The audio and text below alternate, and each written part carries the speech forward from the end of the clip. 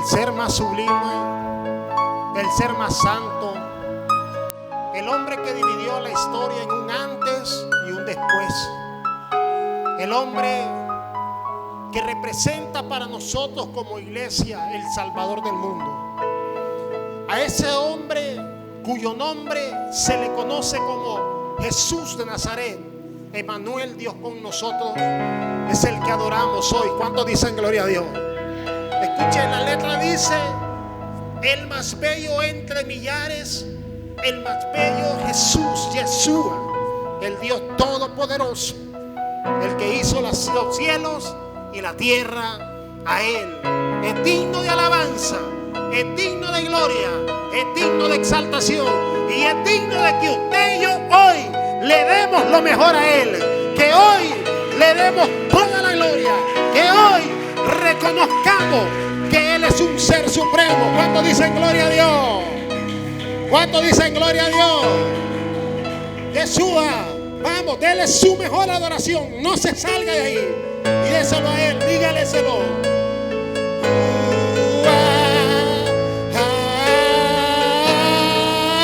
Dígaselo.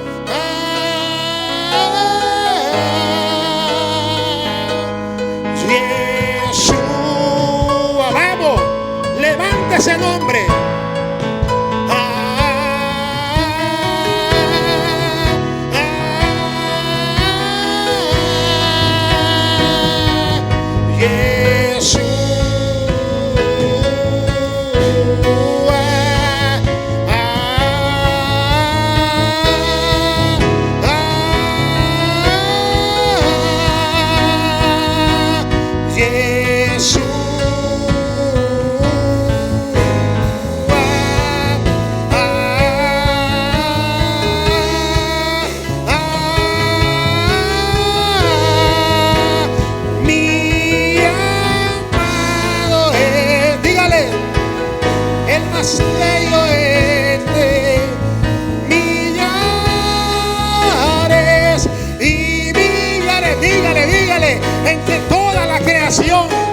Aleluya, entre el ejército celestial, bello entre millares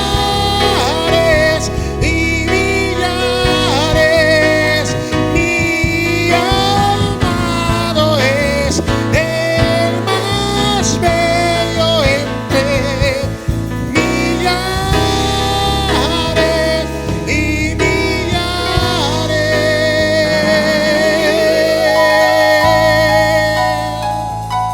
Él es el principio de la creación.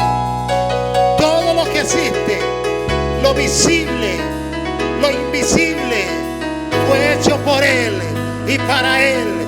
Él es el primogénito de todas las cosas y se merece toda la honra y toda la gloria. Denle un fuerte aplauso a Jesús. Denle un fuerte aplauso a Jesús. Denle un fuerte aplauso a Jesús. ¡Vive Jesús! Él, cuando iba entrando en una pollina, la gente le dijo: bendito el que viene en el nombre de David. ¿Cuántos dicen gloria a Dios? Amén, hermanos. Usted se puede imaginar el día que estemos delante de su presencia y oigamos a los millones y millones de ángeles. Se puede imaginar la magnitud, gracias, hijo, de cuando estemos. Y dice el apóstol Juan que él oía, porque el capítulo 4 habla de la adoración celestial, y él oía millares y millares de ejércitos celestiales, y oía que toda la gente adoraba al Cordero inmolado, Jesucristo de Nazaret. Amén, hermano. Amén, hermano. Bien, hermanos, estamos en el preámbulo y en las puertas de la celebración. Como todos sabemos, estamos a las puertas de la Semana Santa. Pueden sentarse, siéntase, hermano. Sé que usted está cansado, pero hay momentos que Dios renueva nuestra fuerza, ¿verdad que sí, hermano? Amén, hermano.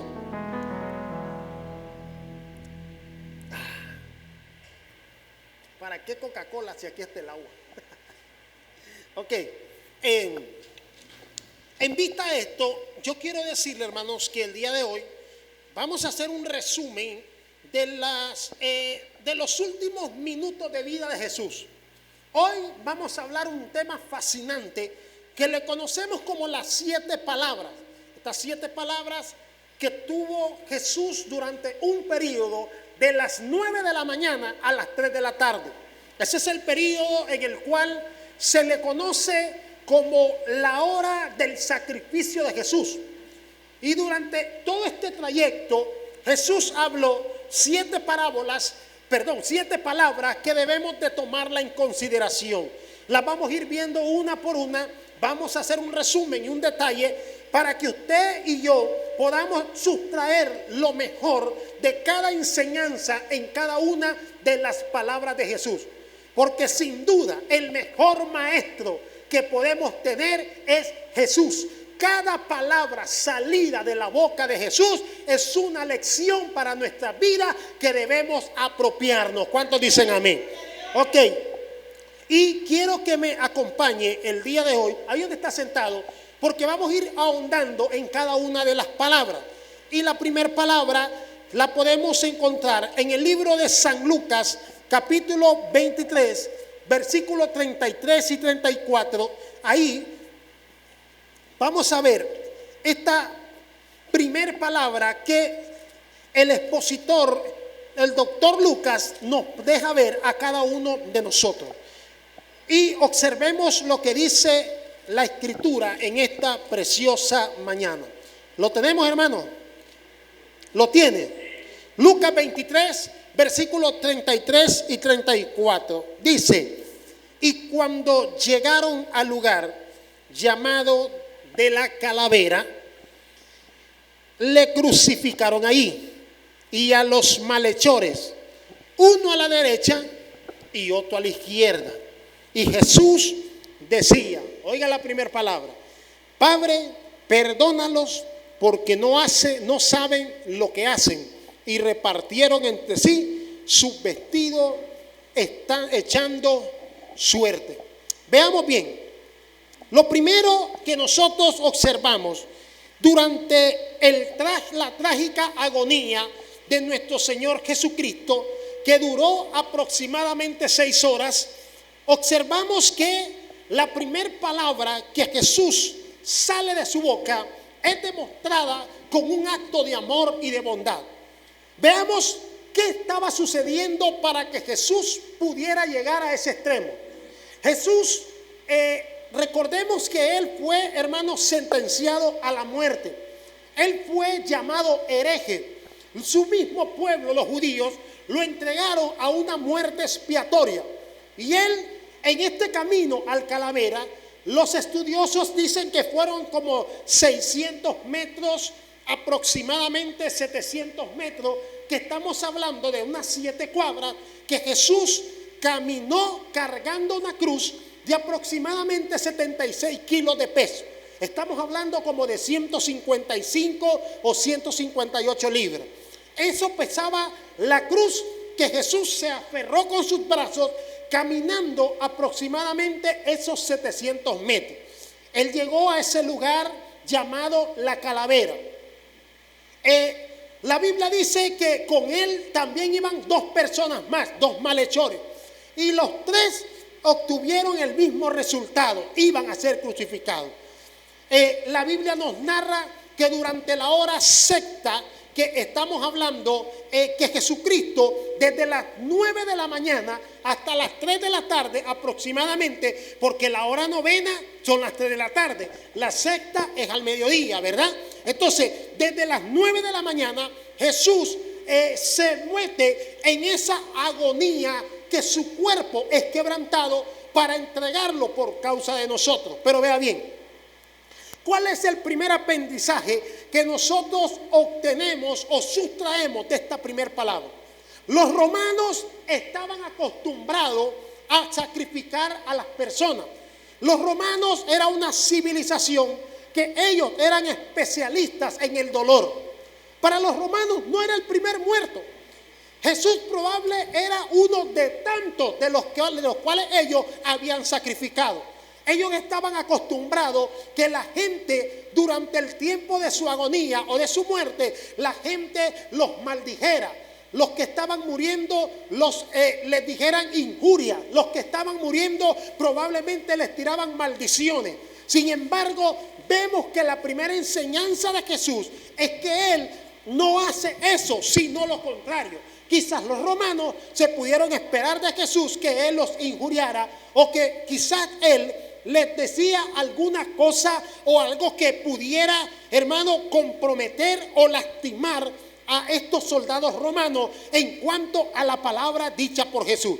Quizás pudieron esperar que les dijera, bueno, son unos por aquí, son unos por allá, injurias, calumnias, pero Jesús no hace eso. Ellos se sorprenden que las personas que están crucificando a Jesús, las personas que están causando el daño físico, emocional, las personas que están en ese momento, hermano, la Biblia dice que echaron suerte sobre sus vestidos, que lo escupieron, que lo golpearon, lo maltrataron. Sin embargo, Jesús tiene el tiempo ante su agonía para poder pedir por esas personas. Él le dice a su padre: Padre, perdónalos porque no saben lo que hacen. Cualquiera se podría quedar: wow, ¿cómo es esto? Si le estoy haciendo daño. Los romanos quizás esperaban de Jesús que Él los injuriara, pero hizo lo contrario. Y la enseñanza que sustraemos acá es que no importa el día que te toque morir, debes de irte a cuentas con Dios y a cuentas con tus hermanos. Hay gente que cuando está en el lazo de la muerte se van llenas de odio, de rencor y de amargura. Usted no puede tener tiempo para eso. Si usted quiere irse al cielo, tiene que perdonar todas las ofensas. Amén, hermanos.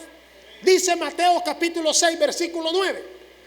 Cuando Jesús da el ejemplo de la oración, los discípulos le dicen: enséñanos a orar. ¿Y qué dice Jesús? Padre nuestro que estás en los cielos, santificado sea tu nombre, venga a nosotros tu reino. Pero ya terminando la oración dice: perdona nuestras ofensas como también nosotros perdonamos a los que nos ofenden. Hermanos queridos, ¿qué enseñanza la de Jesús? Él está pidiendo por sus opresores. Él está pidiendo por sus ofensores. Él está pidiendo por la gente que lo está lastimando. Quizás nosotros no tengamos esa capacidad, pero si queremos ser hijos de Dios, tenemos que seguir el ejemplo de Jesús. Jesús a la gente que lo estaba dañando le dice: Padre mío, perdónalo porque no saben lo que están haciendo. Usted quiere ser perdonado por Dios, empiece usted a perdonar a los que le hicieron daño. Usted dice: no, pero es que yo perdono. Sí, pero a usted también lo tienen que perdonar, porque la Biblia dice: perdóname mis ofensas como yo también perdono a aquellos que me han ofendido. Es decir, usted dice: a mí me han ofendido, pues déjame decirle que usted también ha ofendido. Amén, hermanos. Porque nosotros nos enfrascamos solo en el daño que nos hacen, pero usted también ha hecho daño. Porque la oración del Padre nuestro dice: perdona mis ofensas como yo también perdono a aquellos que me ofendieron. Y Jesús dijo: si ustedes no perdonáis las ofensas, tampoco mi Padre que está en el cielo los perdonará. ¿Y qué es la ofensa?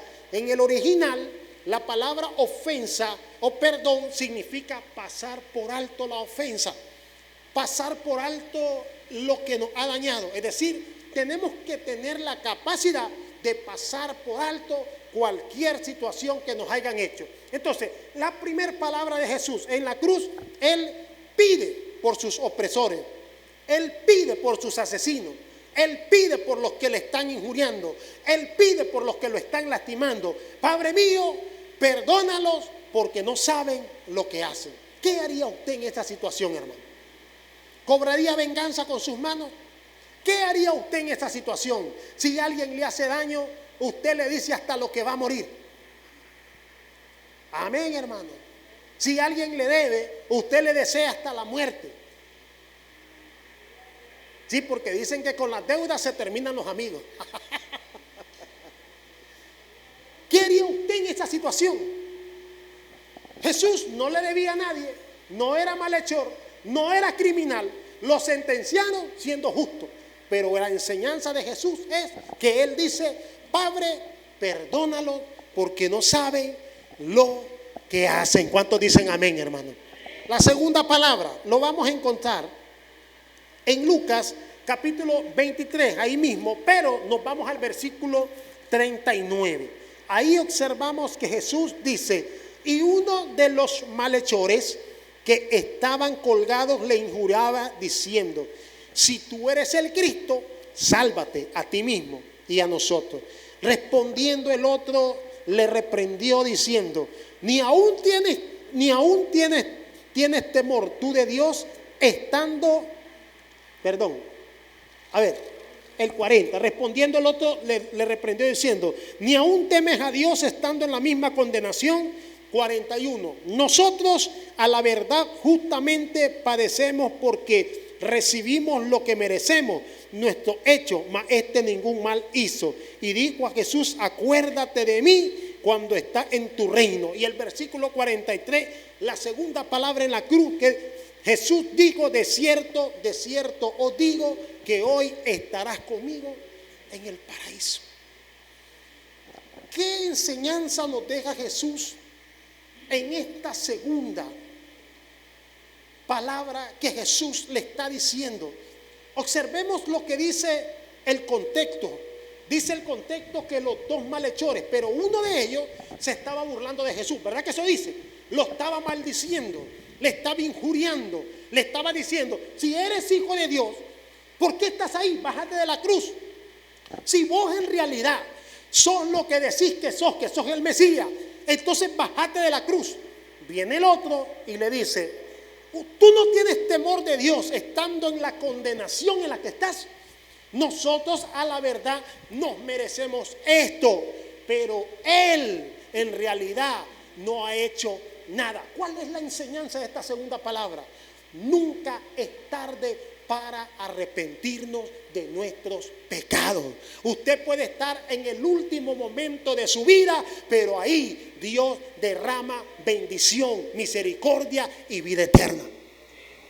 Porque lo que vemos, la segunda enseñanza es el malhechor que le dijo a Jesús: acuérdate de mí. Él sabía que iba a morir, ¿verdad que sí? Él sabía que estaba sentenciado. Él sabía que no había nada que hacer por él, pero él decide arrepentirse estando en la postrimería de su muerte. Es decir, Jesús tuvo misericordia de él. ¿Y qué significa esto? Que mientras haya vida, haya esperanza. Mientras estemos respirando, tenemos la oportunidad de arrepentirnos y que el amor de ese Dios amoroso, el amor de ese Dios poderoso nos cobique y cada uno de nosotros podamos, hermano, tener la misericordia de Dios. Amén, hermano.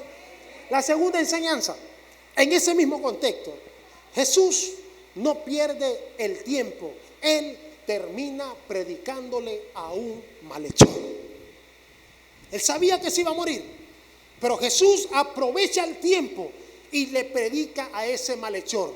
Lo segundo que debemos de tener en la vida es que mientras estemos vivos, Dios quiere que nosotros podamos anunciar, promulgar y divulgar el evangelio. Hay gente que dice: no, yo no puedo, es que no tengo palabra, es que no tengo dones, es que no tengo carisma. Jesús estaba crucificado y ahí estaba todavía predicando. ¿Cómo lo sabemos? Porque el hombre le dice: acuérdate de mí cuando estés en el paraíso. Y Cristo le dijo: ciertamente hoy estarás conmigo en el paraíso. ¿Cuántos dicen gloria a Dios? Amén, hermanos. Porque la responsabilidad, el compromiso de Jesús, él estaba crucificado, pero él estaba hablando todavía del reino, estaba hablando de la salvación. El hombre reconoce, lo primero es que todo tiene su tiempo. Usted mientras tenga vida tiene la oportunidad de gozar de las misericordias del Señor. ¿Quién iba a creer que un ladrón a punto de morir iba a gozar de la misericordia de Dios? ¿Quién daba un peso por ese hombre? ¿Quién daba un centavo? Si los romanos lo mataron, lo crucificaron, no por ser buena cosa. Seguramente era algún ladrón, algún violador, algún malhechor, algún usurero. No sabemos en específico, pero por algo lo estaban condenando al hombre. Pero ahí estaba, en las postrimerías de su condena, de su muerte, pero ahí el Señor lo llamó con lazo de amor y misericordia. Usted y yo estábamos muertos en delito y pecado, pero de ahí nos llamó Dios y nos dijo: te voy a trasladar del reino de las tinieblas al reino de la luz admirable, para que anuncie las virtudes de aquel que nos llamó. ¿Cuántos dicen gloria a Dios? Amén, hermanos. Jesús se da cuenta que aquel hombre reconoce su culpa. ¿Cómo lo sabemos? Porque le dice al otro malhechor: tú no tienes temor de Dios estando en la misma condenación. ¿No ves que nosotros merecemos esto? Él no, pero ahí aprovecha el tiempo, lo ve, lo reconoce. Por alguna razón sintió que Jesús era, hermano, su respuesta que él estaba esperando. Sabía que iba a morir, pero no se quería ir de la vida sin tener un encuentro personal con Cristo. La tercera enseñanza que tenemos es que el día que Cristo venga, nadie va a poder justificarse ni decir: a mí nunca me hablaron del evangelio. Está demostrado, este hombre que iba a morir, el mismo Cristo Jesús, estando a punto él de morir, le habla, se le presenta. Todos en la vida tenemos la oportunidad de oír la palabra de Dios, para que nadie diga en aquel día: nunca me dijeron nada. Amén, hermano. No podemos justificarnos delante del Señor. Usted hoy oye las predicaciones, se va al mercado y en cada esquina están predicando. Se mete a las redes sociales y va a ver, hermanos, links de predicación por todos lados. Nada más que tenga cuidado, porque ahí tiene que discernir lo que está oyendo. Porque si a usted le dicen que sos un campeón, que vas a ser millonario, que vas a ser el conquistador, eso se llama humanismo, eso es bla, bla, bla, bla, bla. Eso es filosofía, eso es amor al ego. Pero si a usted le dicen que te arrepintas, que vengas a Cristo, que Él te puede perdonar, que puede cambiar tu condición, que puedes pasar de la muerte a la vida, ese hombre está hablando palabra de Dios.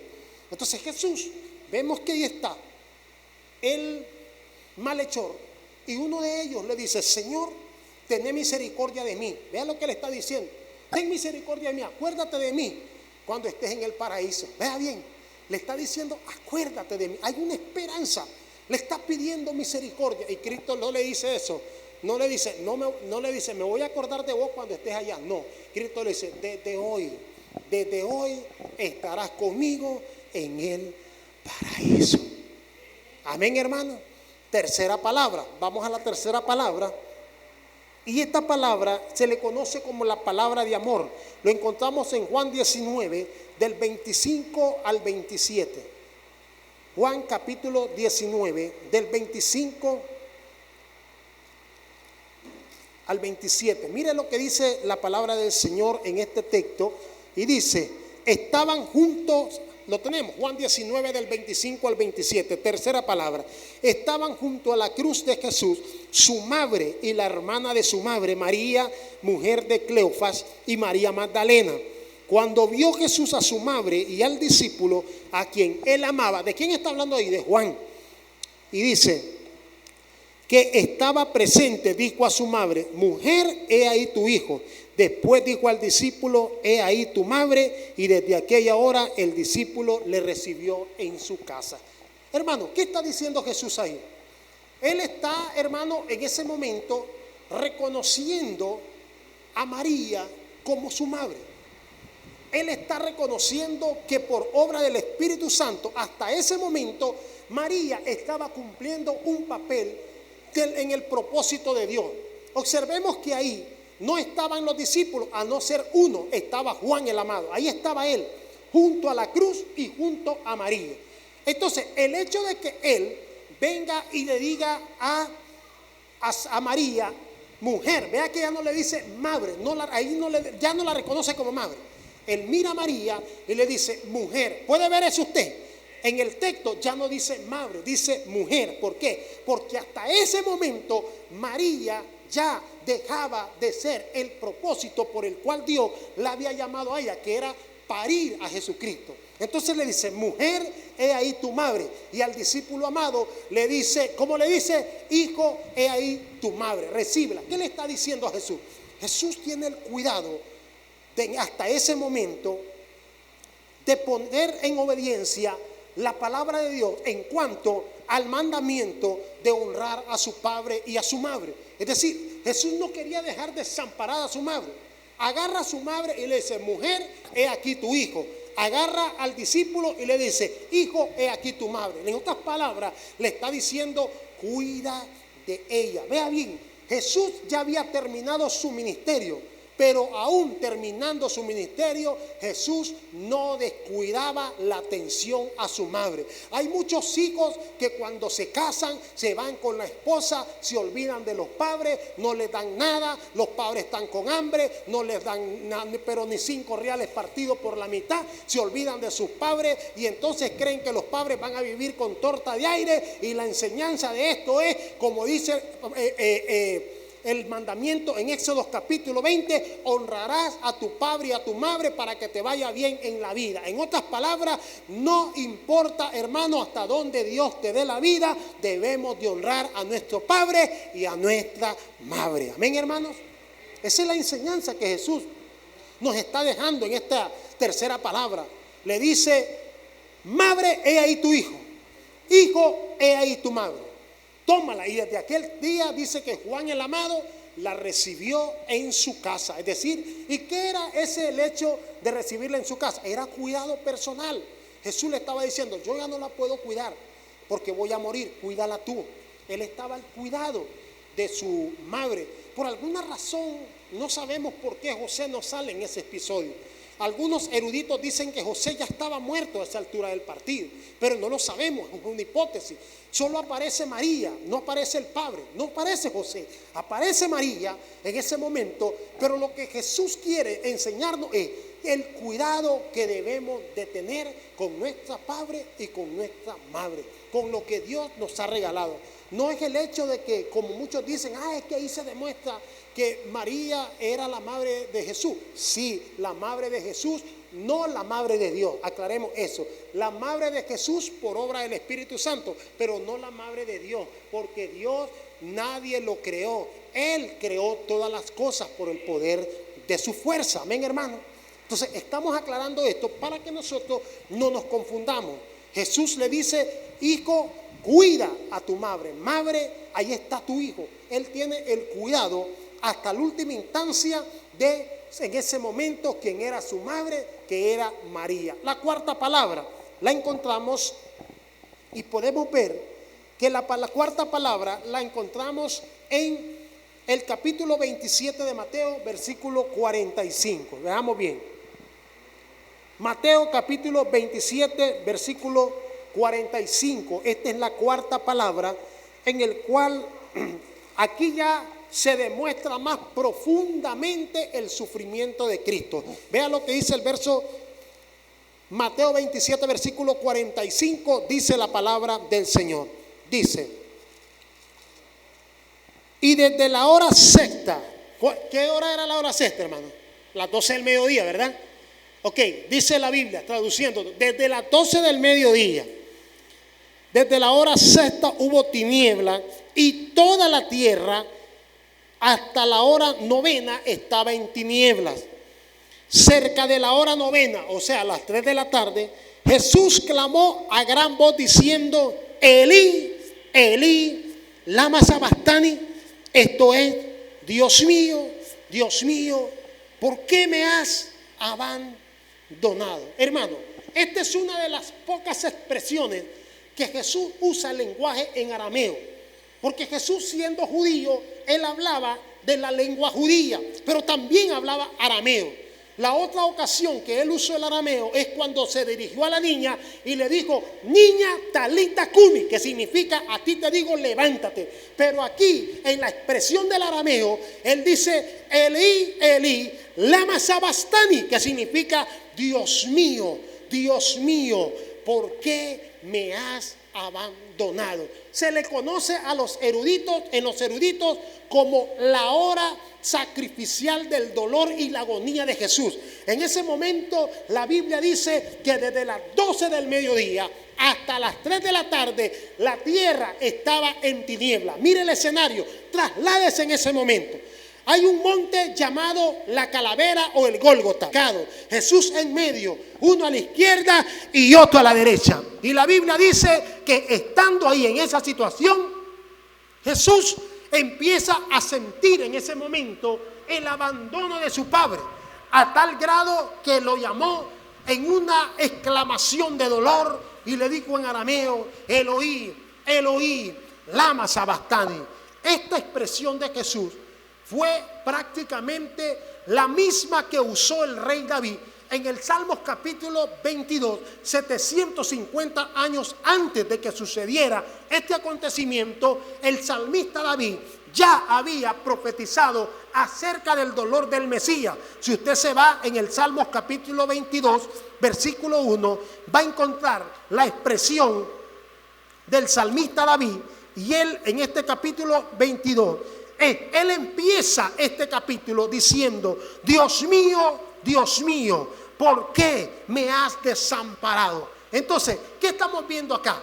El padre se aleja en ese momento del hijo. ¿Por qué? Porque Jesús se había echado todos los pecados de la humanidad. Ahí estaban los pecados suyos, los pecados míos, los pecados pasados, los pecados presentes y los pecados futuros. Todo ese pecado estaba en ese momento sobre la humanidad de Jesús. Por eso es la expresión de que la tierra se pone en tinieblas. ¿Por qué? Porque aparentemente las fuerzas del mal en ese momento están, hermano, presenciando el sacrificio, el dolor, el pecado de toda la humanidad puesto sobre la figura de Jesús. Él nunca pecó. Él fue sin pecado, Él fue sin mancha, sin mácula, sin arruga. Él fue perfecto en todo lo que hizo. Pero por causa del pecado que se puso sobre su humanidad, de cada uno de nosotros, el Padre tiene que abandonarlo, porque Dios no puede habitar con el pecado. Dios no puede habitar con las tinieblas. Entonces Él se siente desamparado y le dice: Padre mío, ¿por qué me has desamparado? Hermanos, en ese momento se puede imaginar usted el Hijo de Dios, Jesucristo el unigénito, echándose tus pecados y mis pecados. Producto de esto, el abandono de un Padre Santo, porque no puede estar con ese hijo, porque ese hijo se ha puesto sobre sus lomos, se ha puesto sobre sus hombros y se ha puesto sobre la cruz todo el peso del pecado que estaba sobre la humanidad en ese momento, en el cuerpo y en la vida de Jesucristo. Esto lo que nos enseña es que Dios es tan santo que Él no puede habitar en las tinieblas. Si usted quiere servirle a Dios, hágalo de corazón. O es o no es. O es cristiano o es guachi guachi. Amén, hermano. O es cristiano o no lo es. O anda en la luz o anda en las tinieblas. Porque Corintios dice: ninguna comunión hay entre la luz y las tinieblas. Es como la hermanita que: ay, pastor, ore por mí. ¿Qué quieres que ore? Ay, es que pido oración para casarme con este hombre. Y yo lo primero que le digo es: hermana, pero es cristiana. No, pues no es cristiano, pero ahí se va a convertir, solo usted sabe. Y después están pegando palos de ciego, están llorando y diciendo: no, este no era para mí. ¿No dice la Biblia que no nos unamos en yugo desigual? ¿No dice la Biblia que ninguna comunión hay entre la luz y las tinieblas? Porque la enseñanza misma está ahí. En ese momento todas las tinieblas que rodeaban la tierra. Imagínese usted ahí Jesús colgado en una cruz del Calvario. La gente lo abandona, los discípulos no salen despavoridos y la gente vuelve a ver las tinieblas. Lo primero que uno dice: ¿qué está pasando acá? Y de repente oyen que Jesús exclama a gran voz: Eloí, Eloí, lama sabactani. Y la gente dice: está llamando a Elías, está llamando al profeta Elías. Eso es lo que la gente creía, pero no era eso. Era en ese momento la miseria que sentía Cristo al sentirse abandonado por su Padre. Hermano, no nos sirve de nada venir a la iglesia si Dios nos abandona. No nos sirve de nada llamarnos cristianos si Dios no está con nosotros. El Hijo de Dios no podrá tener muchas cosas, pero que tenga lo principal, la presencia de Dios. Moisés le dijo: si tu presencia no va conmigo, yo no me muevo. No camine usted sin la presencia de Dios. Camine bajo la presencia del Señor. Amén, hermano. Camine bajo la presencia del Señor. Camine bajo la presencia del Señor. No permita que Dios lo abandone por causa del peso del pecado que nos asedia cada día en nuestra vida. Jesús no fue pecador. El Padre no la arremete contra el Hijo. El Padre lo que hace es separarse. ¿Por qué? Porque el pecado de la humanidad está en ese momento sobre la humanidad de Jesús. Porque recuerde que Él era el sacrificio expiatorio. Él en ese momento se convertía en el Cordero Pascual. Por eso cuando estaba aquel hombre, Juan el Bautista, bautizando, lo volvió a ver y le dio la expresión que todo el mundo lo escuchó. ¿Y cómo lo comparó a Jesús? Como un cordero. Y dijo, este es el Cordero de Dios que quita el pecado del mundo. Amén, hermano. No es cuestión de que como nosotros, sí, vamos a ir y vamos como somos tradicionales, vamos a poner una cruz de palmera para que tengamos la bendición de Dios. No, no es eso. No es porque voy a abrir la Biblia en el Salmo 91 y lo voy a poner como un amuleto para que me vaya bien. No es eso. No es eso lo que atrae la presencia de Dios. Lo que atrae la presencia de Dios es la santidad. Por eso la Biblia dice, sin santidad nadie verá al Señor. Si usted está pretendiendo servirle a Dios sin ser santo, usted está equivocado. Usted y yo debemos de amar la santidad. Debemos de amar lo que Dios ama y odiar lo que Dios odia. Amén, hermano. Ese es el proceso. Ese es el llamado de Dios para cada uno de nosotros. La otra palabra, hermano, estamos en la quinta, ¿verdad? Ok, vamos a la quinta. La quinta palabra la vamos a encontrar en el libro de Juan, capítulo 19, versículo 28. Juan, capítulo 19, versículo 28. Cuando lo tenga, me dice amén. Juan, capítulo 19, versículo 28. Vea lo que dice. Ya sabe que Juan es el apóstol, el discípulo, amado. Juan 19, 25, le dije, ¿verdad, hermano? Ok, mire lo que dice. Dice, ¿cómo le dije yo? No, 19, 28, perdón.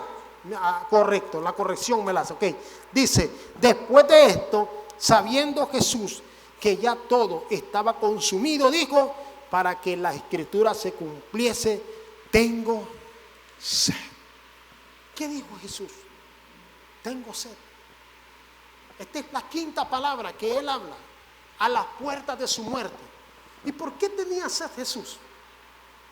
¿Qué significa o qué enseñanza sustraemos del hecho de que Jesús haya tenido sed? Médicamente, ¿por qué nos da sed a nosotros? ¿Por qué nosotros estamos compuestos casi el 90% de nuestro cuerpo de agua? ¿Por qué Dios es que es tan perfecto? Él propuso en su corazón de tal manera que el hombre fuera, hermano, a saciar su sed con el agua. ¿Sabe por qué Jesús dijo tengo sed? Porque en ese momento Jesús estaba totalmente deshidratado. Había perdido la enseñanza de Jesús. Él había perdido hasta la última gota de sangre, producto de su sacrificio. Había perdido hasta la última gota de agua, de tal manera que cuando el soldado romano incrusta la lanza en su costado, ¿qué le salió a Jesús? Agua y sangre. Esa era una mezcla de que Jesús estaba totalmente deshidratado. Cuando él le dice a la gente o a la palabra, tengo sed, él lo dice ¿por qué?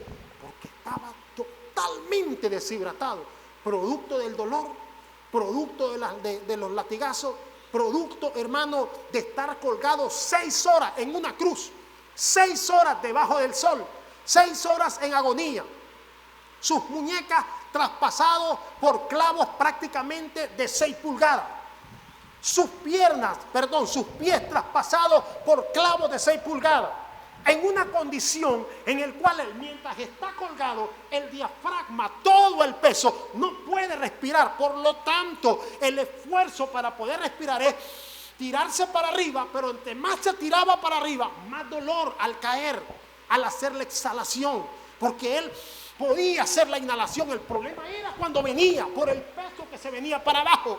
No podía de ninguna manera. ¿Se puede imaginar eso? No solamente eso, La Biblia dice que su cuerpo fue tan desfigurada que la piel de Cristo, usted se acuerda que el látigo romano, ¿cuánto le dieron? 39, 40 menos 1. Y usted sabía que el látigo romano tenía 3 metros de largo. En las puntas tenía, hermano, unos huesitos de plomo. Y no solamente eso, en las puntas tenía incrustadas como unas puntitas aceradas. De tal manera que cuando el soldado romano tiraba el látigo, eso se incrustaba en la piel, y cada vez que jalaba se desgarraba la piel. Por eso, hermano, vemos a un Jesús sufrido, un Jesús sin piel, que cuando cargas la cruz, me imagino que aquella madera rústica de esa cruz, cuando él la quiere cargar, como las estillas, creo que no sé, pues todo esto se le incrusta en el cuerpo. No solamente eso, él no tenía piel, y usted sabe que cuando uno se hiere, cuando uno se rompe la piel, hermano, sale sangre y sale agua. Se puede imaginar cuando Jesús estaba con su túnica llena de sangre durante ese sol incesante, y los soldados romanos vienen y arrebatan, hermano, sin ningún escrúpulo vamos a decirlo así, esa sotana pegada, impregnada en la piel de Jesús. Era una fuerza de lucha, de sobrevivencia, pero más que todo una fuerza y una demostración de amor por cada uno de nosotros. ¿Qué le dieron a beber a Jesús? Vinagre. Otros dicen que, ¿cómo se llama? Mirra, creo, no me acuerdo, que era sedante. Y él no lo quiso tomar, porque la costumbre de los romanos era que le daban ese sedante para que ellos sintieran menos dolor. Pero Jesús no lo quiso. ¿Por qué? Porque él se entregó por amor y lo sufrió todo por causa de nosotros. Él estaba totalmente deshidratado, hermano. ¿Qué hace usted cuando usted tiene sed? ¿Verdad que sí? ¿Qué hago yo cuando llego a mi casa y caminar 1 hora? Lo primero que llego a la casa es buscando agua. ¿Qué hace usted cuando va a los termales y está ahí media hora y está chorro todo? ¿Qué es lo que huela? Agua. Y después de los termales se vuelve 3 litros de agua, y el agua que sacó se la vuelve a meter. Porque el cuerpo necesita estar hidratado. Pero en ese momento Jesús está deshidratado. Número 2, la enseñanza número 2. Cuando él dice eso, es porque, ¿qué le dijo a la mujer samaritana? Mujer, dame de beber. Si yo te doy de mi agua, nunca más tendrás sed. Y la Biblia dice que cuando el pueblo de Israel estaba en el cautiverio, y el Moisés estaba y el pueblo estaba conspirando contra Dios porque estaban aturdidos, viene Moisés, golpea la piedra, saca de la peña agua y le da prácticamente casi a 3 millones de judíos. Se puede imaginar esa fuente de agua. No era un chorrito así como el que tenemos en la casa. Usted sabe que ese chorrito y por turno, uno por uno. No, era fuente de agua para que los israelitas saciaran su sed. Jesús estaba demostrándonos en ese momento que aunque él tenía sed, él iba a morir. Pero todo aquel que bebiera de su agua nunca más tendría sed, sino que de su interior correrían, saltarían ríos que salten para vida eterna. Esa es la enseñanza de Jesús, fascinante. Dice, tengo sed. Estaba totalmente deshidratado físicamente, su cuerpo agotado, agobiado, a punto de morir. Nos introducimos a la 6ª palabra que Jesús dice, y esta 6ª palabra la encontramos, hermano, en esta 6ª palabra. Dice la Biblia que Jesús, a punto de morir, él dice, consumado es. Esta es la 6ª palabra. Jesús dice, consumado es. ¿Y qué se refiere cuando Jesús dijo, consumado es? Todo el mundo escucha que Jesús habla y dice, consumado es. ¿A qué se refería Jesús? Jesús estaba en ese momento hablando de un término que usaban en ese tiempo.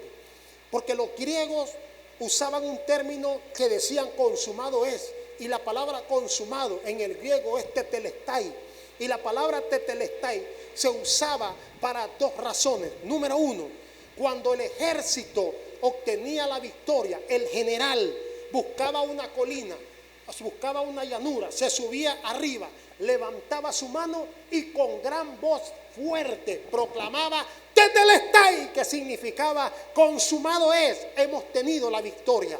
La segunda razón por la cual en ese entonces se usaba esa palabra Tetelestai era cuando alguien tenía una deuda grande, pagaba la deuda, pagaba hasta el último centavo, entonces la gente, el acreedor al que le debía, le decía Tetelestai, es decir, consumado es, no me debes nada, no debes absolutamente nada, tu cuenta está pagada, tu cuenta está saldada. ¿Qué nos quiere decir Jesús a nosotros cuando nos dice consumado es? Que nosotros no debemos nada. Él pagó nuestra deuda, Él pagó nuestro dolor, Él pagó nuestro pecado. Es como cuando usted va a una venta, tiene una deuda y le dice voy a pagarle. No, vos no debes absolutamente nada. Alguien la pagó por ti y ese alguien se llama Cristo Jesús, Rey de Reyes y Señor de los Señores. Él pagó nuestra deuda.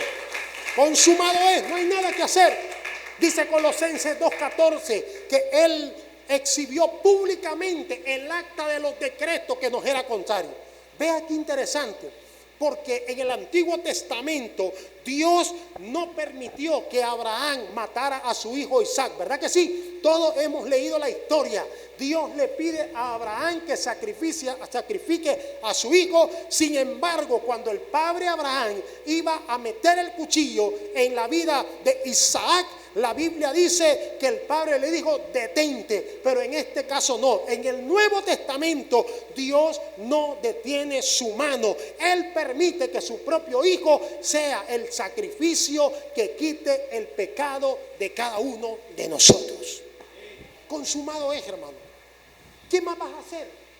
No es porque vayas a tradiciones, no es porque te vayas de rodillas, no es porque hagas lo que hagas, no es porque seas bueno, no, es porque Él pagó en la cruz del Calvario. Consumado es. Tetelestai, usted no le debe nada a nadie, su cuenta ha sido pagada. Amén, hermanos. ¿Y será que soy salvo? Claro que salvo. Tetelestai, el sacrificio de Cristo es consumado para siempre y eternamente. No sé por qué hay hermanos que dudan de su salvación. Dice Romanos capítulo 8 versículo 1, porque ninguna condenación hay para aquellos escogidos y salvados por Dios. Usted tiene que estar seguro de su salvación. ¿Cuántos dicen amén, hermano? Usted tiene, le vuelvo a preguntar, usted tiene que estar seguro de su salvación. Porque la salvación no le costó a usted, le costó a Cristo. Porque usted, hermano, ni siquiera una gota de sudor derramó. Él derramó hasta la última gota de sudor. Y Él dice, consumado es. Tetelestai. Él se levanta y proclama la victoria. Nosotros nos podemos levantar y proclamar la victoria en el nombre de Jesús y decirle, no hay que hacer absolutamente nada. Él lo hizo todo en la cruz del Calvario. ¿Cuántos dicen gloria a Dios por eso, hermano? Amén. Él lo hizo todo. Tetelestai. No le debes nada a nadie. Por eso cuando la gente te quiera condenar, dígale, bueno, ese es tu problema. Pero quien me condenaba decidió salvarme. No le debo nada a nadie. Él lo pagó por mí. Él cargó la cruz por ti. Él sufrió los latigazos por ti. Él sufrió el oprobio. Él sufrió los escupitazos. Él sufrió la traición. Él sufrió el abandono. Él sufrió todo por causa de nosotros. La última palabra para ir terminando, y espero que usted lo reflexione profundamente. Esta la encontramos en Lucas 23:46, cuando Jesús está, dígale a Abraham, Abraham, acompáñame, 23:46, ya vamos terminando.